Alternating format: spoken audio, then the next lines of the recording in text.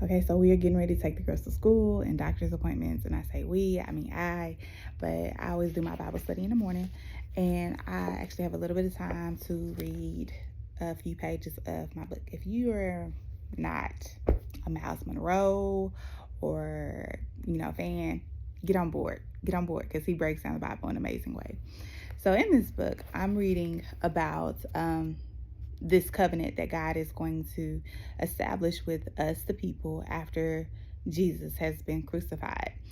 And this comes from Hebrews 10. And it says, "Therefore, brothers, since we have confidence to enter the most holy place by the blood of Jesus." Let's stop right there because y'all don't even know what you just read. You don't even know.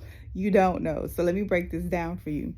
So in the Old Testament, there will be cherubs, and I like to consider cherubs like the executive assistants. So like if you have a big boss and they have like an assistant who's right there by their side, and they go into rooms and prepare the rooms to make sure it's ready for them to enter. Like they make sure the water is set. They make sure their Chromebooks, or I said Chromebooks, Lord. Anywho, they make sure their laptops have been charged. They have their favorite pen. You get it?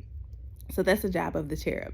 And they make sure anyone who comes into that meeting or into that room also has what they need to make sure that they're ready for that meeting. So you can't just come in here any kind of way. Like you got to come in here ready. So that's the job of a cherub. So you paint that picture in your mind.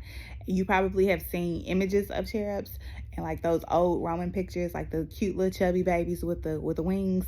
Yeah, picture that. Picture that when you think of cherubs. So before God would, in the book of Ezekiel, before God would go into a temple, the cherubs will go in first and they will put coal down. They will sprinkle coal everywhere. Why coal? Why coal? Because this is where the connection is. Because coal has purification qualities and functions to it. So they would sprinkle coal to make sure before God's presence entered this room, it was holy, it was clean. It was holy, it was clean. We no pollution. It was holy and it was clean. There's even a story, I believe it's in the book of Isaiah, where he's in heaven, he could see heaven, and he was like, "Man, I've been doing some dirty things with my mouth. I've been talking crazy. I'm just not pure in the lips." And you know what the cherub does? He goes and he grabs his little coal, because he always has fire and some coal next to him. He goes and grabs the fire or the coal, and he sits the coal on his lips, on the man's lips. So why does he put the coal on Isaiah's lips?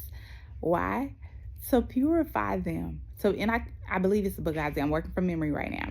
But he purifies his lips with the charcoal. And so I just want you to get these principles.